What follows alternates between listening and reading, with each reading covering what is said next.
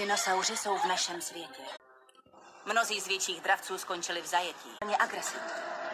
V Dolomitech rezervaci, kde hodlá studovat prastarý imunitní systém dinosaurů, který má jedinečné farmaceutické schopnosti. Biosin věří, že sílu genetiky zvládne Lockwoodové, zesnulé dcery zakladatele Jurského parku, by o sebe postarat sama.